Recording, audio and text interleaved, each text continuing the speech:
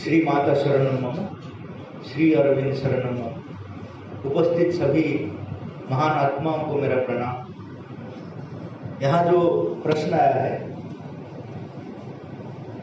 ध्यान और योग हमारी आत्मा जागरूक होने में किस प्रकार सहायक है। समाज की नकारात्मक स्थिति में हम ध्यान और योग का अभ्यास कैसे कर सकते हैं। How are the meditations and yoga helpful for becoming mindful in our soul? How can we practice meditation and yoga in the negativity of the society?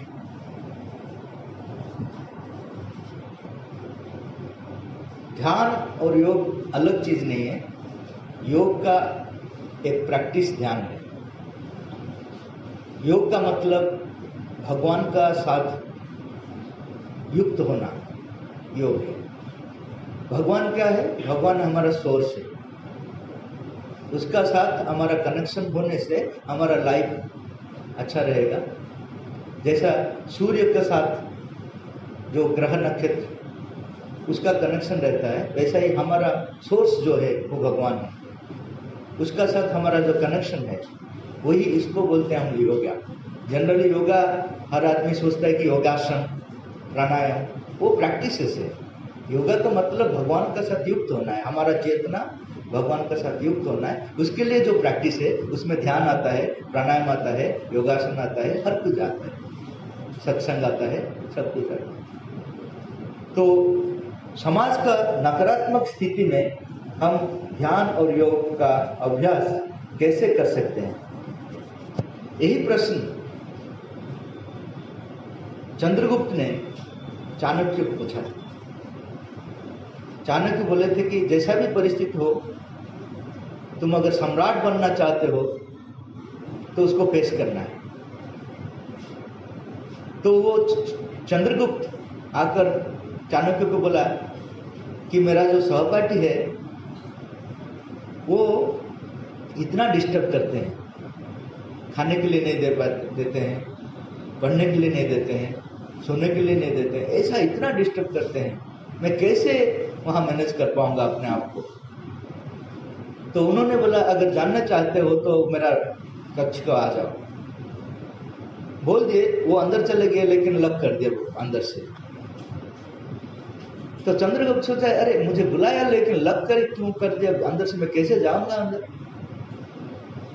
लेकिन जाना पड़ेगा क्योंकि गुरुजी बोले। तो उन्होंने देखा कैसे जाएंगे।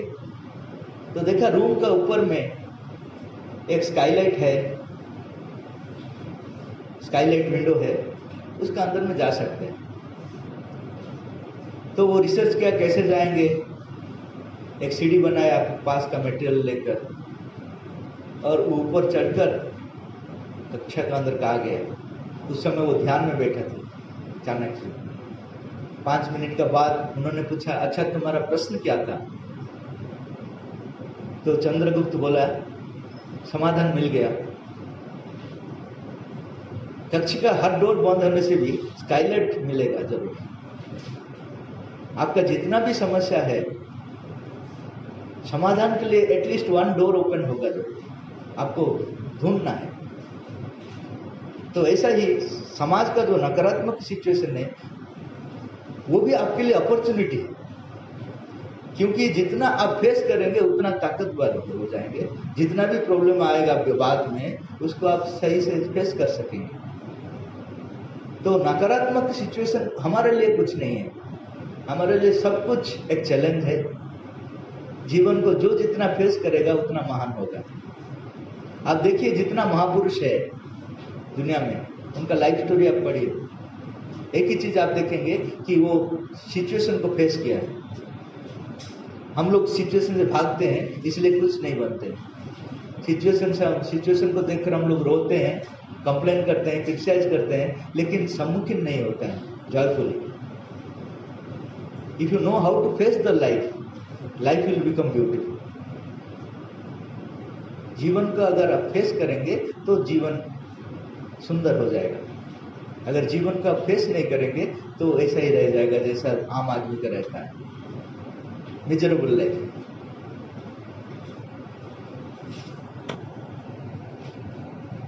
दूसरा प्रश्न है, ऐसा कहा जाता है कि महान लोग निष्काम कर्म करते हैं, कामना वासना और महत्वाकांक्षा के बिना कर्म कैसा करना संभव है। It is said that great people do selfless deeds, how is it possible to work without desire and ambition.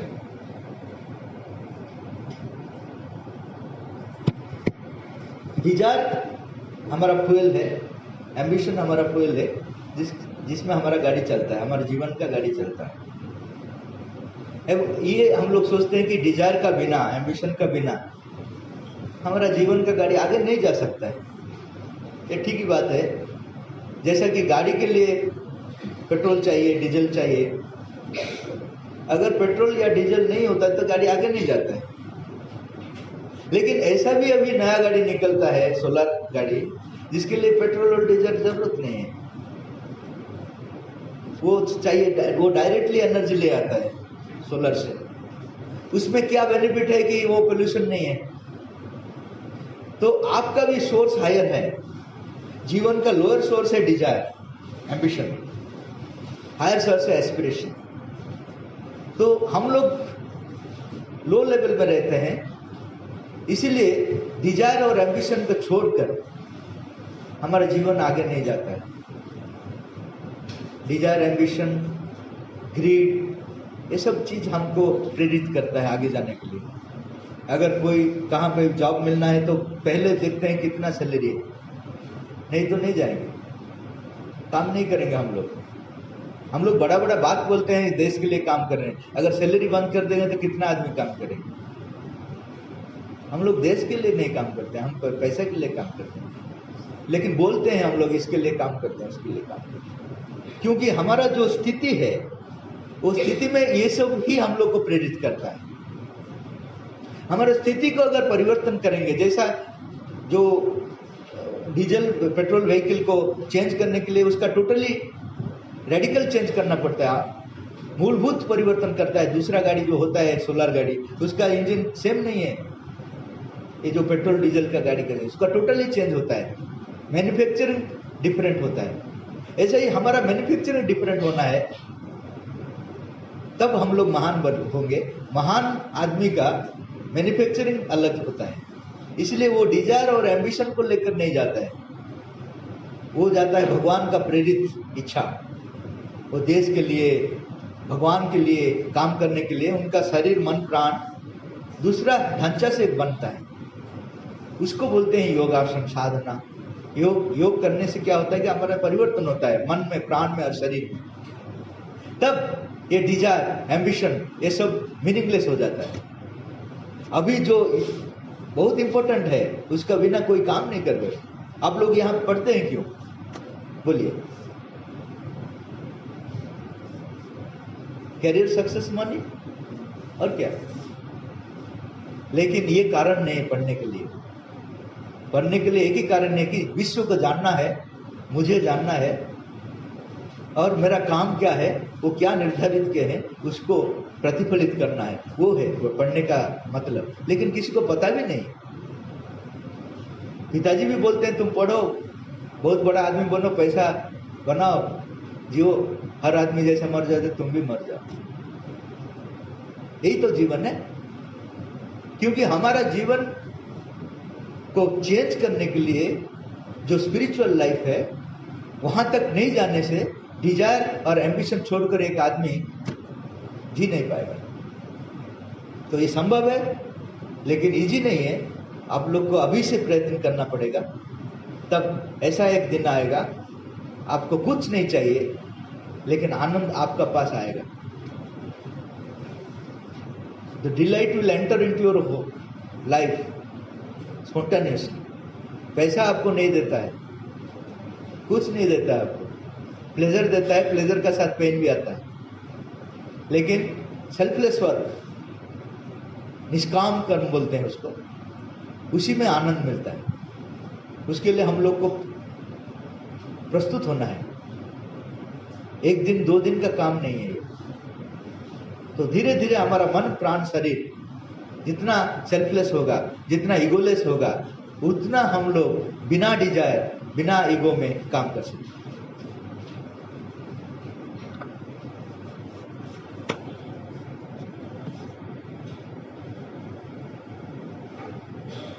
और एक प्रश्न आया था, हमारे माता पिता हमें बाहरी सफलता पाने के लिए जोर देते हैं। हम उन्हें कैसे समझा सकते हैं कि बाहरी रूप से सफल होने की तुलना में जीवन की लक्ष्य और उद्देश्य की पूर्ति महत्वपूर्ण है। Our parents push us to get outer success.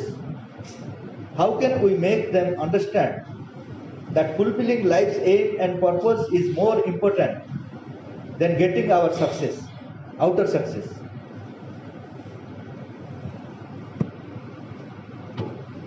एक उदाहरण मैं दूंगा। 2 लोगों को 2 पेड़ दिया गया, उसमें 2 कलियां हैं।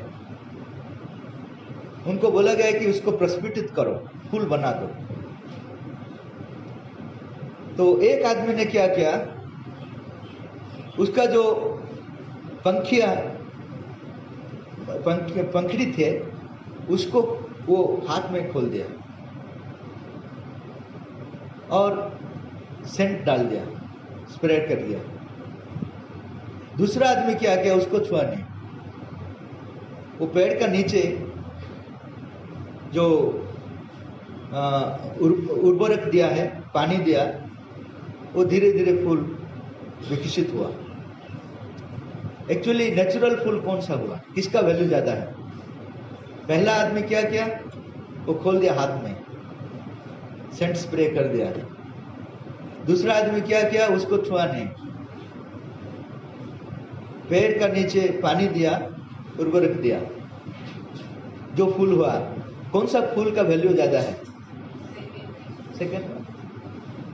तो बाहर का सक्सेस के लिए हम लोग जो काम कर रहे हैं, एग्जाम के लिए काम कर रहे हैं, मार्क्स के लिए काम कर रहे हैं, पैसा के लिए काम कर रहे हैं, वो कैसा फूल बनता है हमारा जीवन?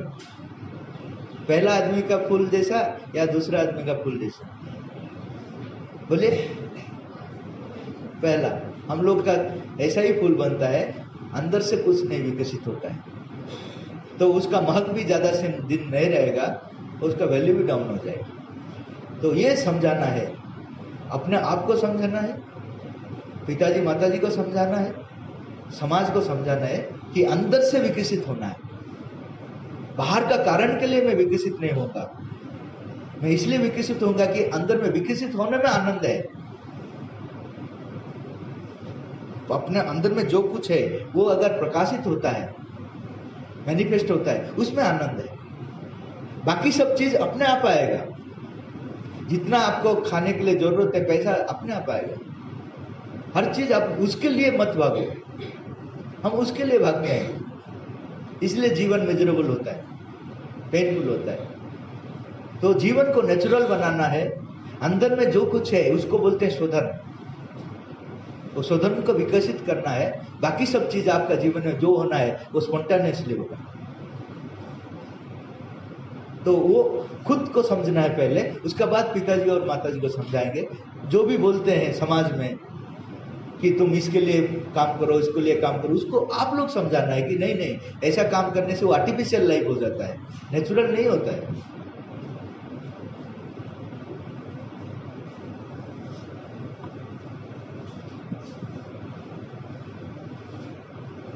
उसका बाद का एक प्रश्न है, कहा जाता है कि इस दुनिया में हम सभी को एक कार्य सौंपा गया, क्योंकि हम अपने सौंप गए कार्य को अवगत नहीं है, इसलिए संसार में असमंजस विद्यमान है। हमें अपने अपने सौंप गए कार्य के बारे में कैसे अवगत हो पाएंगे? It is said that in this world we all have been assigned a task Since we are not aware of this task assigned to us, there is disharmony in the world. How do we get to know about our assigned task?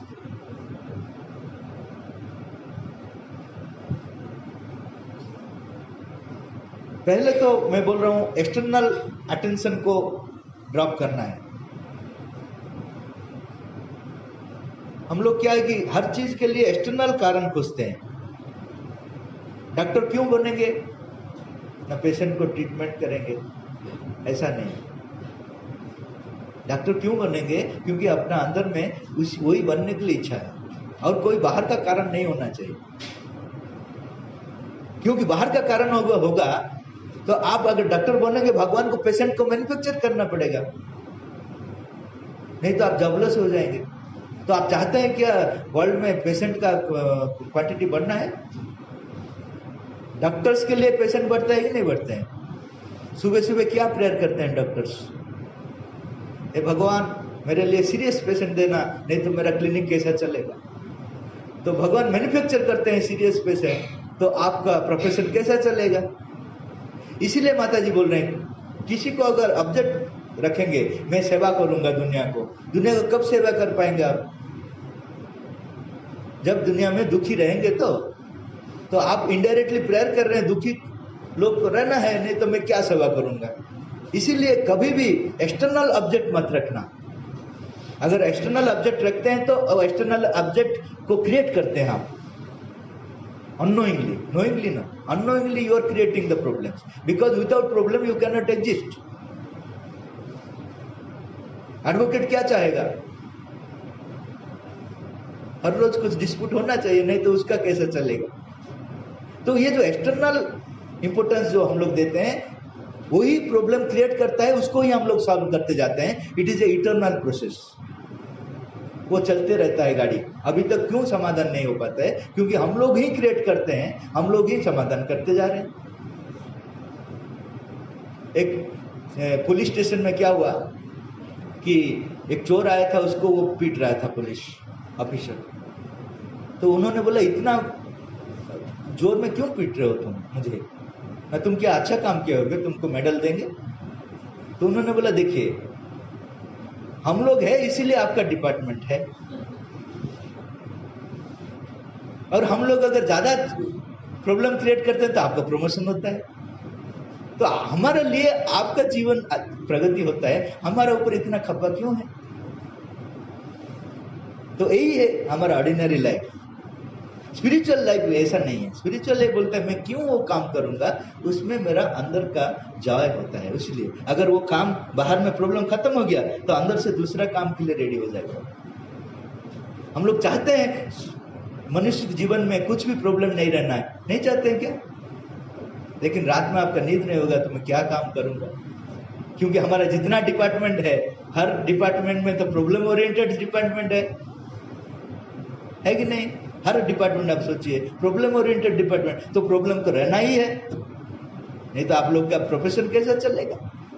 तो spirituality will solve the problem. कैसे? वो problem oriented life नहीं है, वो delight oriented life. अंदर में आनंद मिलता है, इसलिए मैं करता हूं। हर काम में उसका आनंद है, वो ले सकता है। तो प्रॉब्लम वो नहीं क्रिएट करेगा। तो वही है जीवन का लक्ष्य। पहला चीज है आप बाहर से निकल आइए, अंदर का आनंद के लिए काम करना सीखिए, तो आपको पता चलेगा आपको भगवान क्या चाहते हैं, आपका थ्रू में क्या चाहते हैं। हर आदमी का एक यूनिक असाइनमेंट है, लेकिन कोई उसके लिए समय नहीं देता है। हर रोज 1 घंटा आप बैठकर पूछिए अपने अंदर में भगवान है, उनको पूछिए कि आप मुझे क्यों पैदा किया है। मैं पूछ रहा हूँ बहुत आदमी को कि आप पूछ रहे क्या, ना समझ नहीं है। इतना होम टास्क मिल लिया घर से कि उसको खत्म करने से तो प्रॉब्लम होता है। इतना प्रॉब्लम है तो हमारा कहाँ टाइम है कि अपने आप को पूछेंगे मैं क्यों आया हूँ। अगर मैं क्यों आया हूँ मुझे पता नहीं है तो जीवन व्यर्थ है। आप प्राइम मिनिस्टर हो सकते हैं लेकिन जीवन व्यर्थ है। देखिए इसको मनुष्य बनाया है, इसका पीछे कारण है कि नहीं? मेरा बात आपका पास पहुंचता है। घर बनाया है, मनुष्य ने बनाया, किस लिए? हम लोग रहने के लिए। गाड़ी बनाया है किस लिए? घूमने के लिए। अगर गाड़ी बोलेगा कि हर रोज मैं इधर उधर घूमता हूँ, बोर हो जाता हूँ, घर जैसा एक जगह में रह जाऊंगा, तो उसको हम लोग क्या करेंगे? लोहा दुकान में, गैरेज में डाल देंगे, बोलेंगे रहो या, उनका जीवन व्यर्थ हो गया। ऐसे ही घर अगर बोलेगा मैं एक जगह में रह रहकर बोर हो जाता हूँ, मैं भी थोड़ा दिल्ली से मुंबई जाऊंगा, तो वो स्टार्ट करने से ही गिर जाए, क्योंकि वो इसे बना है नहीं, तो उनका जीवन व्यर्थ है। तो हम लोग जो काम कर रहे हैं, हम जिस लिए पैदा हुए हैं, वो काम कर रहे हैं क्या? इसलिए हमारा जीवन व्यर्थ है। सोशली आप जितना भी बड़ा हो सकते हैं, लेकिन जीवन का आनंद नहीं मिलेगा आपको। आनंद तब मिलेगा जिस लिए आप पैदा हुए, उसी के लिए काम कर रहे हो। उसके लिए आपको कंसंट्रेट करना है, अनसेल्फिश होना है, अपने अंदर को जाना है, तब मिलेगा आपको प्रेरणा। किस लिए आपको बनाया गया है, किस लिए आप इधर आए हैं, कौन सा काम आपका थ्रू में भगवान चाहते हैं करने के लिए। हर रोज आपको कुछ समय देना है अनसेल्फिश वर्क के लिए, अनइगोइस्टिक वर्क के लिए और सेल्फ कंसंट्रेशन के लिए। ये तीनों करने से आपको पता चलेगा हम लोग किस लिए आए, तब उसी हिसाब से जीवन को तैयार करना है। अगर ये कर्म नहीं करते हैं, आप जितना भी बड़ा हो जाइए, जितना भी हाईली क्वालिफाइड हो जाए, आपका जीवन में आनंद नहीं आएगा, जीवन व्यर्थ है।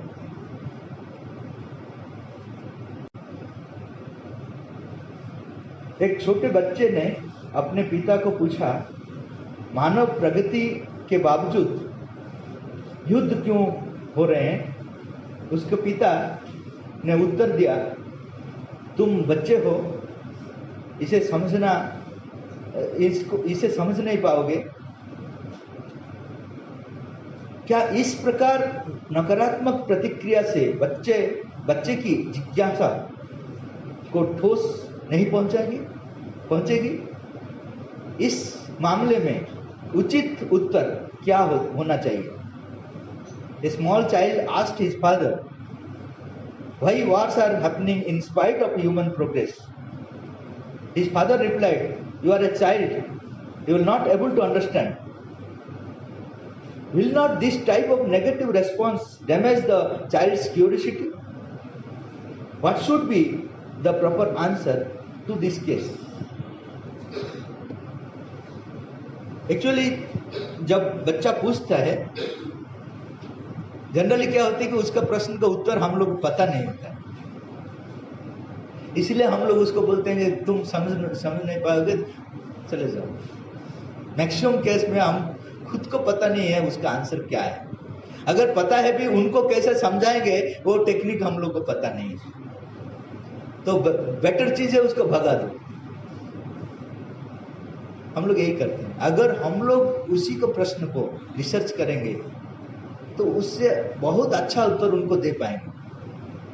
क्योंकि बच्चे लोग ऐसा चाइल्डिश क्वेश्चन पूछते हैं, लेकिन उसका अंदर में बहुत डीप मीनिंग रहता है, और भी वो भी जो उत्तर देता है उसमें भी एक बहुत डीप मीनिंग रहता है, हम लोग समझ नहीं पाते, बहुत डीप रहता है।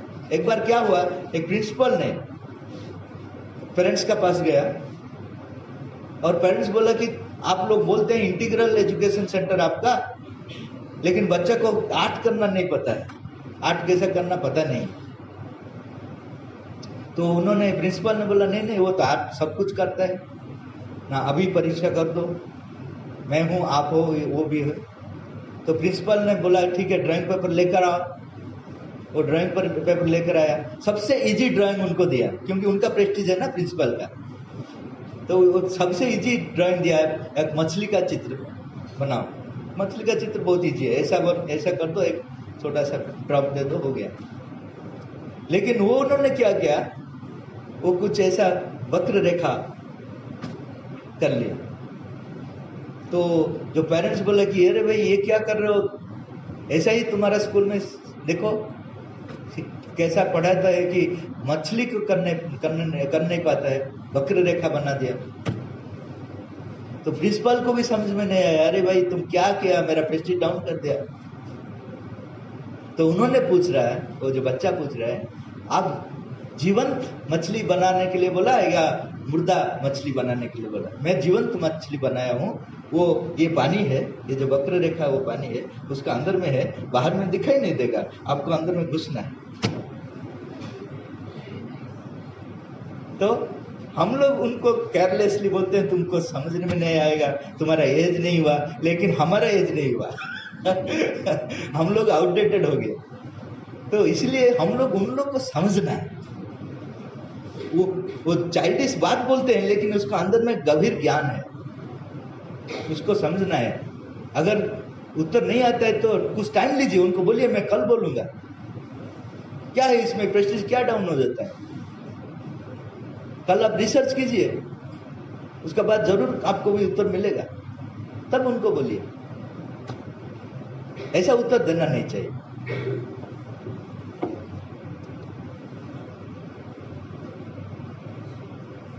धर्म क्या है और आध्यात्मिकता क्या है?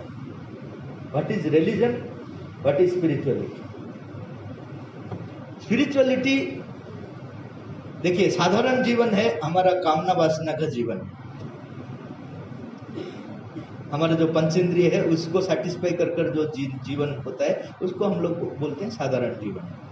धार्मिक जीवन है हमारा मन जो भगवान को चाहता है, उसके लिए जो उनका कंट्रोल करता है अपना जीवन को भगवान के लिए, उसको बोलते हैं धार्मिक जीवन। आध्यात्मिक जीवन है अंतरात्मा का जीवन, अनुभव का जीवन। क्या होता है कि जब एक महापुरुष आ जाते हैं, उसका जीवन आध्यात्मिक स्पॉन्टेनियसली होता है, वो अनुभव, उनका आत्मा जागृत है, अंतरात्मा, तो उनका जीवन आध्यात्मिक होता है। लेकिन लोगों के लिए आध्यात्मिकता मतलब नहीं है, तो वो लोग क्या करते हैं, उनको फॉलो करते हैं। अंदर का चीज तो पता नहीं होता है वो क्या अनुभव करता है, बाहर को चीज को वो फॉलो करता है। रूल्स रेगुलेशन, वो सुबह 4 बजे उठता है, मैं भी उठ जाऊंगा, वो ये खाता है, मैं भी खा दूंगा। तो उसका जो बाहर का जो डिसिप्लिन वो फॉलो करता है सिंसियरली, उसको बोलते हैं धर्म। उसमें भी फायदा है, वो बाहर का चीज फॉलो करते करते वो धीरे धीरे वो आध्यात्मिक चेतना में जा पाएगा। लेकिन ज्यादा आदमी नहीं जा पाते हैं, कुछ आदमी जाते हैं, बाकी सब वो रिचुअल में रह जाते हैं, जीवन भर वो रिचुअल में रह जाते हैं, वो अंदर में नहीं जा पाते हैं, क्योंकि सिंसियरिटी रहना है। वो जो काम कर रहे हैं उसका अंदर का अनुभव पाने के लिए मैं ये प्रैक्टिस कर रहा हूँ। एक अंदर से एक हमारा ये रहना है, क्या है कि एस्पिरेशन रहना है कि मैं भी वो अनुभव के लिए मैं प्रैक्टिस कर रहा हूँ। तब वो जो प्रैक्टिस कर रहे हैं, वो प्रैक्टिस एक मीडियम हो जाता है, वो एक्सपीरियंस के बारे में वो आ जाता है। लेकिन उसका नंबर बहुत कम है, 1000 में 1-2 आदमी वो रिचुअल प्रैक्टिस कर कर आध्यात्मिक बनता है। बाकी सब क्या होते हैं, रिचुअल में वो रेस्ट्रिक्ट हो जाते हैं, उसी को समझते हैं वही भगवान है। आज ये करना है, वो करना है, वो करना है, पूजा करना है, उठना है, वो एक हो जाता है। वो मैकेनिकल लाइफ को वो सोचते हैं कि स्पिरिचुअल लाइफ, वो रिलीजियस लाइफ का एक ड्राई लाइफ हो जाता है। और उसके लिए और विकृति भी आ जाता है, डिफॉर्मेशन हो जाता है, क्योंकि ऐसा आदमी लोग रहते हैं, वो उसका अपना हिसाब से बिजनेस बना देते हैं। Religion become business. जैसा कि एक बार क्या हुआ कि एक गुरु थे, वो मेडिटेशन कर रहे थे।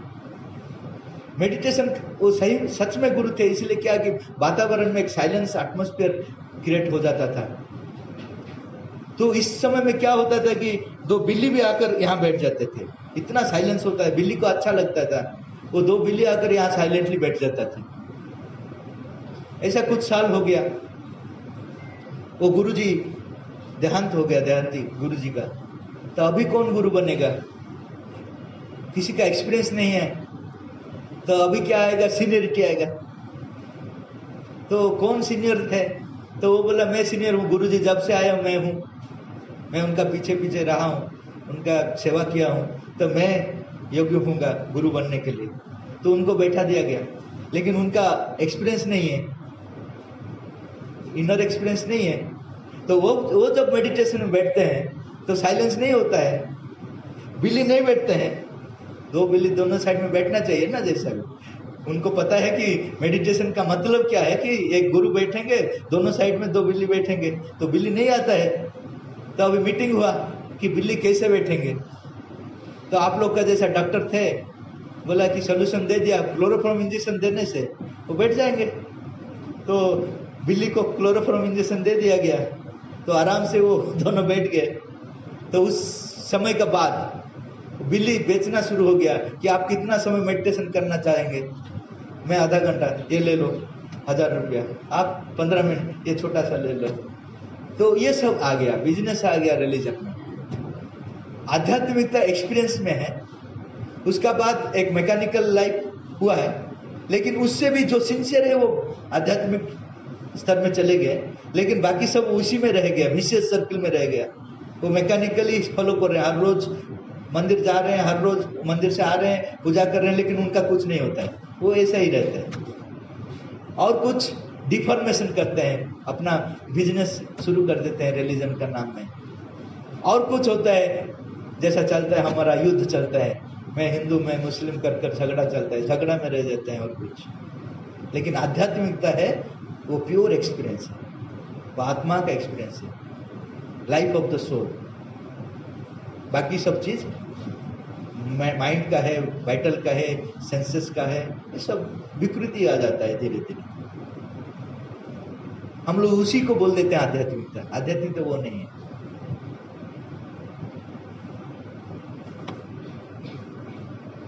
मुझ पर अनेक साइकोलॉजिकल और अन्य सूक्ष्म हमले हो रहे हैं। क्या हमें लड़ना चाहिए या सहन करना चाहिए? I am under many psychological and other subtle attacks. Should we fight or tolerate? एक जो योद्धा क्या करता है जब कारगिल युद्ध में युद्ध करता है, कभी कभी छुप जाता है, कभी कभी सह जाता है। तीनों जरूरत है। आपको पता होना चाहिए कहाँ छुपना है, कौन सा समय में छुपना है। उसको भागना नहीं बोलते हैं, डरना नहीं बोलते हैं, उसका वो भी विजडम है। अगर आपका पास कुछ नहीं है तब छुप जाना है, जब अस्त्र शस्त्र मिल गया तो उसका साथ फाइट करना है और सहना भी है, क्योंकि उसका गोली अगर लग गया तो सहना है। तो ये तीनों चीज का यूज करना है। कब क्या करना आपको पता होना चाहिए। हर चीज में सहना जरूरत है, हर चीज में युद्ध करना जरूरत है, हर चीज में पीछे हटना भी जरूरत है। श्री कृष्ण ने पीछे हट गया था युद्ध 18 बार, क्यों? जरूरत था। तो उसको हम लोग नहीं बोलेंगे कि रणभाव, रणछोड़, ऐसा नहीं बोलेंगे, क्योंकि वो जरूरत है। तीनों चीज का जरूरत है, लेकिन आपको पता होना चाहिए कब क्या करना है। अगर हमारा इरादा अच्छा है तो हम कैसे सुनिश्चित हो सकते हैं कि हमारा साथ जो कुछ भी होगा वो अच्छा ही होगा, बुरा नहीं होगा? How can we be sure that nothing bad will happen to us if our intention is good? Intention अगर गुड होता है तो हमारे लिए अच्छा ही होता है, लेकिन हम किसको अच्छा बोलते हैं, किसको बुरा करते हैं, वो जानना चाहिए। हम सोचते हैं कि यार हमारे लिए बुरा हुआ, शायद वो हमारे लिए अच्छा है, हमको पता नहीं। तो हम लोग बोलते हैं कि मैं इतना अच्छा काम क्यों, मेरे लिए बुरा क्यों हुआ? बुरा नहीं हुआ, बुरा हम लोग सोचते हैं वो बुरा है। जैसा एक पत्थर है पहाड़ में, वो अगर सोचेगा कि मैं अच्छा मूर्ति बनूंगा, सुंदर मूर्ति बनूंगा, तो मूर्तिकार आएगा उनका पास, तो उसका बाद क्या ट्रीटमेंट करेगा? वो हथौड़ा से क्या करेगा? मारेगा। अगर वो पत्थर सोचेगा कि ये मेरा लिए बुरा होता है तो गलत है, क्योंकि वही उनके लिए अच्छा होता है। सुंदर मूर्ति बनने के लिए उनका ऊपर हथौड़ा प्रहार जरूरत है। आपका तबीयत खराब है, आप जब डॉक्टर के पास जाएंगे, ऑपरेशन करेंगे, वो अच्छा है कि बुरा है? लेकिन आप बोलेंगे कि इतना पेन होता है, वो तो बुरा है मेरे लिए, वो अच्छा है। तो आपका जीवन अगर इरादा ठीक है, आपका जीवन में जरूर अच्छा होगा, लेकिन आपको पता होना चाहिए जिसको आप बुरा बोलते हैं वो सही में बुरा है कि अच्छा है।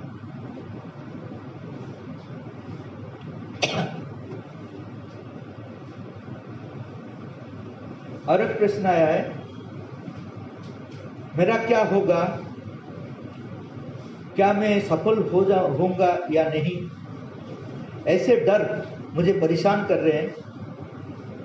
मैं इससे कैसे उबर सकता हूँ? What will happen to me? Will I be successful or not? Such fears are disturbing. How can I overcome this? The thing you fear that happens in your life. जो डर आपको आ जाता है वही चीज गलत होता है, नहीं तो गलत नहीं होगा आपको। इसलिए कभी मत सोचना कि मेरा क्या होगा। हर टाइम सोचना कि जरूर अच्छा होगा क्योंकि भगवान है। आज नहीं तो कल है। भगवान का घर देर है लेकिन अंधेरा नहीं। इसीलिए आप अच्छा काम करते जाइए, फल के लिए वेट कीजिए, अभी एक्सपेक्ट मत कीजिए, क्योंकि जितना बड़ा फल, अच्छा फल मिलेगा उतना देर में मिलेगा। तो आप कभी भी ये मत सोचिए मेरा क्या होगा, जरूर आपका अच्छा होगा। आपका अंदर में अगर डर आ गया, वही डर बुरा कर देगा आपके लिए। तो डर मत रखना है, डर को सम्मुखीन होना है। कैसे सम्मुखीन होंगे? जब डर आ जाता है उसी को वहीं पे ऐसा देखना है तो वो चले जाएगा। स्वामी विवेकानंद भी डरपोक थे, छोटा जब थे तो वो एक मंदिर गए थे, तो बानर सेना आ गए, उनके पास नारियल था तो इसलिए देखकर वो आ गए, उनको भगाया, तो वो भी डर कर भाग गए। उनका पीछे पीछे जो बानर सेना भी भागते थे। तो दूर से एक महापुरुष सन्यासी वो देखा, इनका अवस्था देखा और विवेकानंद को बोला, अरे तुम इतना डर कर क्यों भागते हो, वहां ठहर जाओ। वो सडन ब्रेक दे दिया, ठहर गए। इनका इतना पावर था उनका महापुरुष का। तो वो जब ठहर गया, बानर सेना पीछे थे वो भी ठहर गया, सडन ब्रेक दे दिया। उसके बाद बोला पीछे मुड़ो, तो वो पीछे मुड़ा, बानर सेना भी पीछे मुड़ा, अभी भागो, तो बानर सेना भाग कर चले गए। डर को तुम भगाओ तो भाग जाएगा, अगर डर को लेकर तुम भागते रहोगे तो कभी सलूशन नहीं है। तो डर को कभी प्रश्रय देना मत, जितना दोगे उतना डराएगा वो,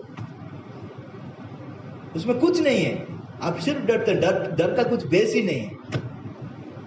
जहां हर जगह में भगवान है, डर का स्थान कहां है? ये गलत चीज है हमारा अंदर में है, जो हमारा जीवन को छारकार कर देता है, नष्ट भ्रष्ट कर देता है। डर को निकाल दो। कैसे निकालोगे? फेस करो और विश्वास रखो, भगवान है, कुछ नहीं होगा।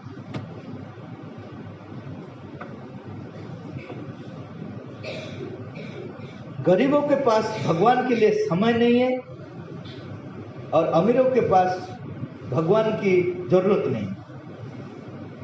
इस स्थिति में पूरी मानवता जीवन में भगवान कैसे स्वीकार करेगी?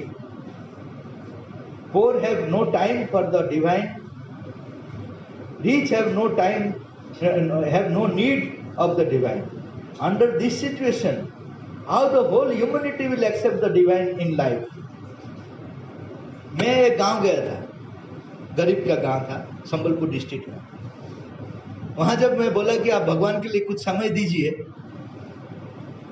तो उन लोग बोला आप जैसा जॉबलेस आदमी ही समय दे सकेगा। हमारा कितना काम है, दिन भर काम करते हैं तो थोड़ा सा खाने के लिए मिलता है, वो खाकर हम लोग सो जाते हैं, टायर्ड हो जाते हैं, फिर सुबह उठकर काम में निकल जाते हैं। भगवान के लिए समय कहाँ मिलता है? आप लोग का जो जॉबलेस है, इधर उधर कुछ काम नहीं, आप लोग करिए उसका काम। तो मैं बोला बहुत ठीक बात बोले, आप टीवी नहीं देखते होंगे क्योंकि समय नहीं है ना टीवी देखते हैं। पड़ोस का सा झगड़ा करते हैं, हाँ करते हैं। समय कहाँ मिलता है? इधर उधर बात करते हैं, हाँ करते हैं। सब करने के लिए आपके पास समय है, भगवान के लिए समय नहीं। आप झूठ बोलते हैं। जो बोलता है भगवान के लिए समय नहीं, उससे बड़ा झूठा आदमी कोई नहीं, क्योंकि हर चीज के लिए समय है। वर्ल्ड कप क्रिकेट मैच आ गया तो समय मिल जाता है कहाँ? आप जिसके ऊपर प्रायोरिटी देंगे उसके लिए समय मिलता है कि नहीं मिलता है? बोलिए। आप अगर बोलेंगे कि मेरा समय नहीं है, मैं वेरी बिजी हूँ, आपका बच्चा अमेरिका में है, वो बोलेगा मैं अभी आ रहा हूँ फ्लाइट आप आइए यहाँ एयरपोर्ट आइए, तो आप बोलेंगे क्या समय नहीं है? जिसको आप इम्पोर्टेंस देंगे उसके लिए समय जरूर मिलेगा। एक कहानी है, यो जोक है। एक राजा था, उनका जो सहकर्मी थे उनमें एक आदमी था, वो बहुत खाता था, इतना खाता था कि आश्चर्य लगता था एक मनुष्य इतना खा सकता है। लेकिन राजा तो खुद नहीं खा पाते थे, डॉक्टर मना कर दिया, डायबिटीज से शुरू कर बहुत कुछ है। लेकिन वो जब खाता था तो वो आनंद लेता था। एक बार उनको बुलाया, बोला तुम आज खाते रहो। रोशिया को बुलाया, उसको बोला कि तुम बनाते जाओ और मैं भी मेरा ऑफिस इधर लेकर आ जाऊंगा, मैं दिखते जाऊंगा। कौन पहला बोलेगा नहीं ज्यादा हो गया, तुम बोलोगे मैं और नहीं खा पाऊंगा, ना वो बोलेगा मैं और कुकिंग नहीं कर पाऊंगा, ना मैं बोलूंगा नहीं मैं और देख नहीं पाऊंगा, कौन पहला बोलेगा? तो वो बैठ गया। लेकिन वो कुक क्या, जो मैरिज पार्टी में जैसा बनता है वैसा बना दिया, क्योंकि उसको पता है वो ज्यादा करता है। लेकिन वो बेचारा कितना खाएगा? खाकर बोला कि और पेट में एक बिंदु के लिए जगह नहीं है, 1 ड्रॉप के लिए जगह नहीं। तो राजा ने बोला अभी तो ऑर्डिनरी फूड खाए हो, किंग फूड नहीं खाए हो, पायस रह गया, अभी जितना खाए हो ऑर्डिनरी फूड खाए हो। तो उन्होंने सोचा, बोला ठीक है लेकर आओ। तो आ गया पायस, वो खाने लगा। राजा कुछ नहीं बोला, खाने का बाद बोला अरे तुम कुछ समय पहले बोलते थे कि तुम्हारा अंदर में 1 ड्रॉप के लिए जगह नहीं, अभी इतना पायस कैसा खा लिया? तो उन्होंने बोला आप इतना बड़ा राजा है, इतना कॉमन सेंस नहीं है ना? क्या है, अगर राजा रास्ता में क्राउड है, राजा आएंगे तो रास्ता मिल जाएगा कि नहीं मिलेगा? अभी क्राउड है, बोलेंगे प्रेसिडेंट आ रहे हैं, रास्ता खाली होगा कि नहीं होगा? ना हो जाएगा। ऐसा ही मेरा क्राउड था, किंग फूड आना है तो बाकी सब चीज साइड दे देंगे कि नहीं देंगे? मिलेगा कि नहीं मिलेगा? वैसा ही मेरा जितना भी काम है, अगर भगवान को काम में मैं श्रेष्ठ काम समझता हूं तो उसके लिए मेरा समय मिलेगा कि नहीं मिलेगा? अगर नहीं मिलता है तो मैं समझता नहीं हूं कि वो श्रेष्ठ कार्य है। मेरे लिए मेरा स्वार्थ श्रेष्ठ है, मेरे लिए मेरा अहंकार श्रेष्ठ है, भगवान का काम मेरे लिए श्रेष्ठ नहीं है, इसलिए समय नहीं मिलता। वो रिच हो या पोर हो एक ही चीज है, जिसको प्रायोरिटी देगा उसके लिए समय मिलेगा, प्रायोरिटी नहीं देता है तो समय नहीं देगा। भगवान हर आदमी के लिए 24 आवर्स ही दिए हैं, ज्यादा दिए क्या? लेकिन कुछ आदमी को मिलता है समय, कुछ आदमी को नहीं मिलता है।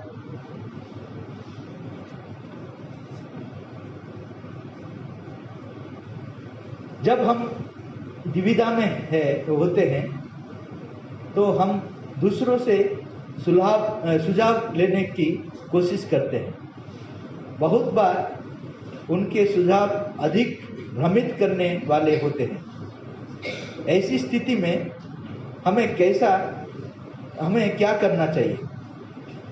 When we are in dilemma, we try to get the suggestions from others. Very often their suggestions are more confusing. What should we do under such situation?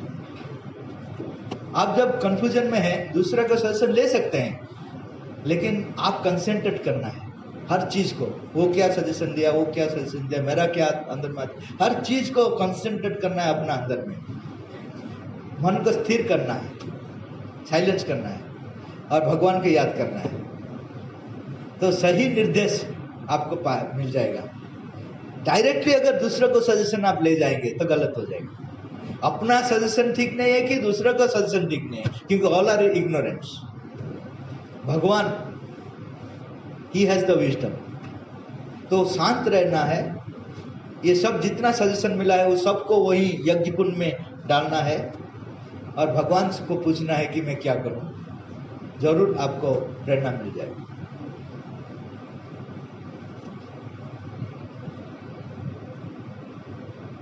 Shri Arvind द्वारा पृथ्वी पर अवतरित अतिमानस क्या है? उसे अतिमानस के बारे में सोचने पर क्या मजबूर किया है? अतिमानस ऐसा एक शक्ति है, मनुष्य अब तक जो चाहता है वो नहीं हुआ, क्योंकि वो शक्ति आया नहीं था। वो शक्ति अभी मनुष्य जो चाहता है वही होगा। क्या मनुष्य चाहता है? अच्छा, कोई मरना चाहता है क्या? कोई दुख चाहता है क्या? कोई तबीयत खराब होना चाहता है क्या? लेकिन वो सब चीज होता है। इसलिए हम लोग सोचते हैं कि ये रियलिटी है, जो जन्म लिया वो मरना ही है, जो जीवन में आया उसको दुख पाना ही है। ये सब हम लोग सोचते हैं। भगवान बोलते हैं हम लोग इसलिए आए नहीं, हम भगवान से आए हैं, भगवान होंगे। जहां से आए वहीं होंगे। अभी बीच रास्ता में है, इसलिए हमारा जीवन ऐसा है, बीच रास्ता में, इसलिए बहुत असुंदर दिखता है। जैसा एक बहुत बड़ा बिल्डिंग होना है, वो बिल्डिंग कंप्लीट नहीं हुआ, कैसा दिखाई देगा? कहाँ पे सीमेंट है, कहाँ पे रॉड है, हर चीज इतना डिस्टर्ब फेज में है। लेकिन घर बनने के बाद कैसा दिखता है देखिए। हमारा जीवन, श्री अरविंद बोल रहे हैं, ट्रांजिटरी स्टेज में है, इसलिए ऐसा लगता है। अभी समय आ गया कंप्लीट होने का, भगवान होने का समय आ गया। Man is a transitional being, not the final being. वानर का बाद जैसा मनुष्य आया, मनुष्य का बाद अतिमानव आएगा, जिसका दुख नहीं रहेगा, मृत्यु नहीं रहेगा, कुछ भी नहीं रहेगा। मनुष्य का बाद और एक जीव आता है, उसी के लिए अतिमानव शक्ति को वो लेकर आए हैं। उसके लिए एक स्टोरी है, ग्लोरी ऑफ द टेल बोलकर एक स्टोरी है। तब मनुष्य आया नहीं था संसार में, वानर श्रेष्ठ था। तो उन लोग को आकर भगवान आकर बोले कि हे वानर, तुम श्रेष्ठ हो अभी तक, लेकिन तुम्हारा बाद में और एक जीव आता है, आएगा, उसका नाम मनुष्य है। तो 90% वानर बिलीव नहीं किया, बोला बेकार का चीज तुम बोल रहे हो, हम तो श्रेष्ठ है, हमारा बाद में कौन आएगा? भगवान बोला कि तुम्हारा इच्छा से नहीं होता है ना, भगवान का इच्छा में होता है। भगवान अभी सोच रहे हैं कि नया जीव यहाँ पैदा करेंगे। तो दूसरा जो 90% छोड़कर जो 10% थे, उन्होंने पूछा अच्छा कौन, कहाँ से आएंगे? तो बोले कहाँ से नहीं आएंगे, तुम अगर चाहोगे तो तुम ही हो जाओगे, वानर ही मनुष्य हो जाएगा अगर तुम चाहोगे। तो बोला हम लोग चाहेंगे, लेकिन थोड़ा हाईलाइट बताओ, मनुष्य का जीवन का लीला कैसा है, वो कैसा जिएगा, तब तो हमारा इंटरेस्ट आएगा ना। क्रिकेट का हाईलाइट देखने से इंटरेस्ट आता है, क्रिकेट देखने के लिए। टीवी फिल्म का ट्रेलर देखने से इच्छा होता है। ऐसा ही आप ट्रेलर थोड़ा दिखाइए मनुष्य जीवन का। हम लोग उस समय आए नहीं था, पैदा नहीं हुआ था। तो उन्होंने बोला तुम क्या समझोगे उसका लीला? दिल्ली में क्रिकेट मैच हो रहा है, तुम तुम्हारा गांव में देखोगे टीवी में, तुमको टीवी पता नहीं है कि खेल पता नहीं, तुम क्या उनका लीला समझोगे? हाँ, एक चीज तुम समझने का चीज मैं तुमको बोलूंगा, तुम्हारा पूछ है क्या? हाँ, ये तो हमारा प्रॉपर्टी है, ये हमारा प्रेस्टीज है, उसको अगर कोई छुएगा तो मैं बोलूंगा नहीं, तो वो नहीं रहेगा। तो वो जो 10% था उन डिप्रेशन में चले गए। वो अगर पूछ नहीं रहेगा तो जीवन में मजा क्या है? अभी अगर जीवन में दुख आता है तो एक पेड़ से दूसरा पेड़ जंप करते हैं और एक फल खा देते हैं, खाकर पूछ को थोड़ा हिला देने से वो दुख चले जाता है। जब मनुष्य होंगे, जब दुख आएगा किसको हिलाएंगे? पूछ तो नहीं रहेगा, तो दुख कैसा जाएगा? नहीं, हमारा पूछ अच्छा है तो हम अच्छे। तो भगवान बोले ठीक है तुम ऐसा रहो, अभी तक है वो। और जो 5% थे, जो 10% में बोला था वो 5%, और जो 5% थे वो 5% ज्ञानी थे। वो सोचा हमारा पहले से जो थे उससे हम लोग अच्छे हैं, मछली से हम लोग अच्छे हैं, हमारा बाद में अगर कोई आएगा हमसे अच्छा रहेगा, पूछ रहने से क्या है, नहीं रहने से क्या। उन्होंने बोला we are ready to surrender our tail to you, make us human being. हमारा पूछ को समर्पित करते हैं आपका पास, आप हमको मानव बना दीजिए, मनुष्य बना दीजिए। शायद हम लोग उसी में थे, वो 5% में हम लोग हमारा पूछ दे दिया, अभी मनुष्य हो गया। अभी दुख लगता है कि पूछ नहीं है, कोई मंदिर को जाकर पूछते हैं कि हमारा पूछ मुझे रिटर्न कर दो, अभी हमको पता होता है कि बिना पूछ से भी अच्छा जीवन होता है, लेकिन उस समय वानर होने का समय सिर्फ 5% का पता था कि पूछ बिना एक अच्छा जीवन हो सकता है। ऐसा ही अभी श्री अरविंद बोल रहे हैं कि हे मनुष्य, तुम शेष जीव नहीं हो, तुम्हारा बाद में अति मानव आ रहे हैं, दिव्य मानव आ रहे हैं, उसमें उसका जीवन में दुख नहीं रहे, कुछ भी नहीं है। तो ये लोग बोल रहे हैं कि तो हमको क्या करना है? तो बोले तुम्हारा पूछ को छोड़ना है। अरे हम तो पूछ को छोड़ दिया इसलिए मनुष्य हुआ ना। अभी तुम्हारा एक वो तो दृश्यमान पूछ था, अभी अदृश्यमान पूछ है, वो है तुम्हारा कामना वासना अहंकार का पूछ। उसको अगर छोड़ोगे तो अतिमानव बनोगे। तो उसके लिए जो शक्ति जरूरत था उसको तपस्या कर लिया, 40 साल तक तपस्या किया पांडिचेरी श्री अरविंद, अतिमान शक्ति को अवतरण किया। उसका प्रति अगर हम लोग उन्मुक्त होंगे, जैसा मन शक्ति आया पशु मनुष्य हुआ, ऐसे ही अतिमान शक्ति आया, जो उस शक्ति के प्रति उन्मुक्त होगा वो दिव्य मानव बनेगा। वही है अतिमान शक्ति। वो अभी काम कर रहे हैं लेकिन जबरदस्ती काम नहीं करेगा, जो चाहेगा वही उससे उपकृत होगा।